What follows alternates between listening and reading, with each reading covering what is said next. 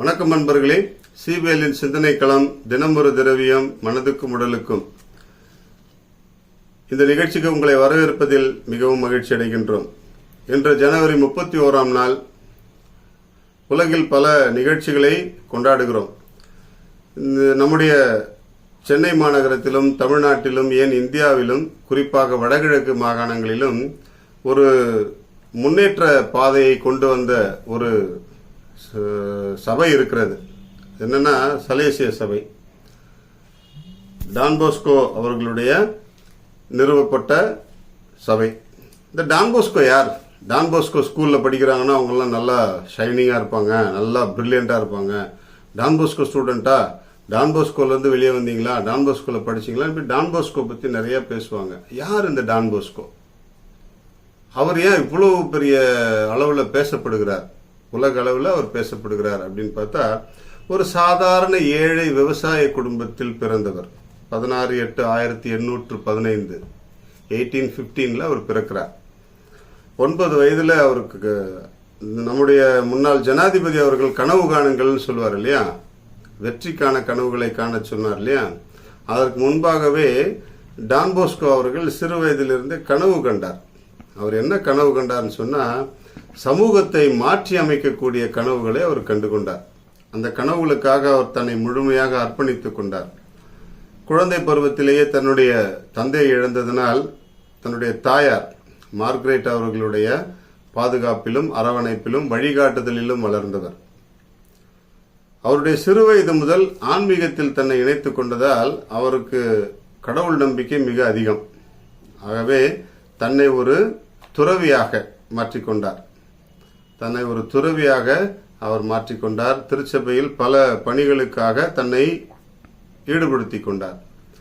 அவருடைய காலப்போக்கில் அவருடைய முன்னேற்றங்களை அவர் முன்னெடுக்க முயற்சிக்கும் பொழுது அவருக்கு முக்கியமாக பட்டது இளைஞர்கள், மாணவர்கள்.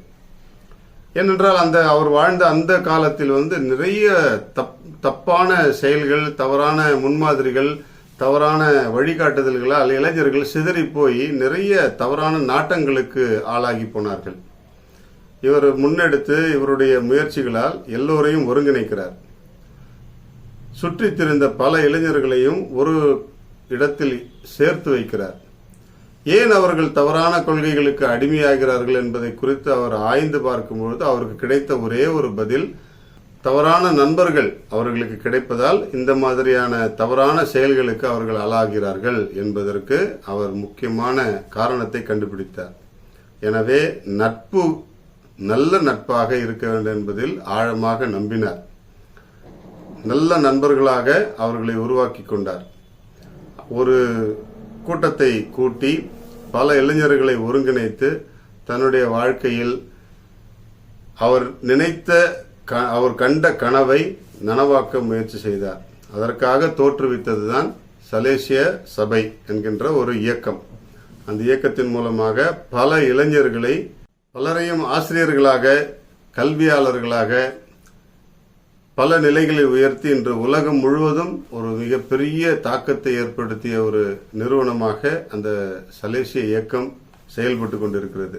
அது மட்டுமல்லாது இளம் பெண்களுக்கும் ஒரு நல்ல துறவு சபையை ஏற்படுத்தி அவர்களுக்கும் நல்ல நிறைய கல்வி நிறுவனங்களை உருவாக்கி கொடுத்து உலகம் முழுக்க பல நல்ல பழக்கங்களை கற்றுத்தரக்கூடிய கல்வி நிறுவனங்களை அமைத்து கொடுத்து மிகப்பெரிய வளர்ச்சியை கண்ட ஒரு இயக்கமாக மாறிக்கொண்டிருக்கிறது. இன்று நடைபெறுகின்ற பல கல்வி மாற்றங்களுக்கு அடிகோலியவர் டான்போஸ்கோ அவர்கள்தான்.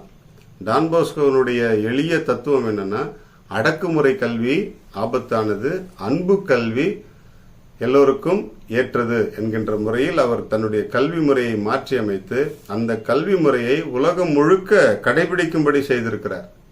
இன்றைக்கு நீங்கள் எந்த கல்வி நிறுவனங்களை எடுத்துக்கொண்டாலும் அந்த கல்வி நிறுவனங்களில் அடிப்படை கல்வி கற்பிக்கும் முறைகளை வகுத்து கொடுத்தவர் டான்போஸ்கோ அவர்கள் தான். அதனால்தான் டான்போஸ்கோ நிறுவனங்கள்லாம் சிறப்பாக செயல்படுகின்றன.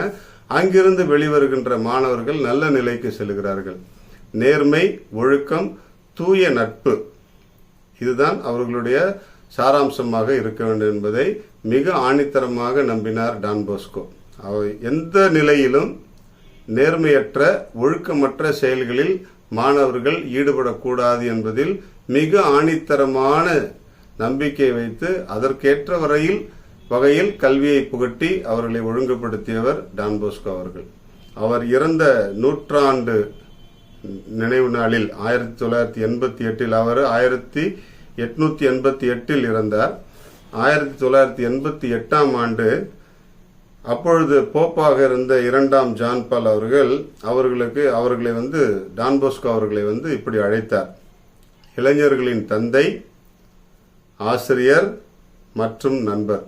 தி father of youth, teacher of youth and friend of youth அப்படின்னு சொல்லிட்டு அவரை அறிவித்தார், பிரகடனப்படுத்தினார். அது உண்மைதான்.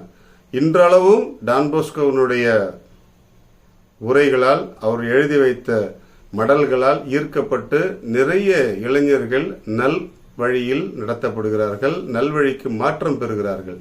இப்படிப்பட்ட மாற்றங்களை உருவாக்கக்கூடிய தலைவர்களை நாம் நினைவு கூறுவது சாலச் சிறந்தது. ஜனவரி 31 என்றால் டான் போஸ்கோவுடைய நினைவு நாள், அவர் இறந்த நினைவு நாள். அந்த நாளில் அவருக்காக, அவர் செய்த செயல்களுக்காக நன்றி செலுத்துவோம். அவர் அமைத்து கொடுத்த அந்த இயக்கம், சபையானது இந்த உலகம் முழுக்கும் செய்யக்கூடிய நற்காரியங்களுக்கு நம்மால் இயன்றவரை உதவி செய்வோம்.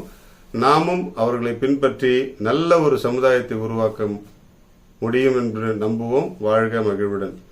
இன்றைக்கு ஒரு அருமையான பழம், டான் போஸ்கோவை பற்றி பேசினதுனால அவர் சார்ந்த ஒரு பழம், செர்ரி பழத்தை பற்றி பேசுவோம்.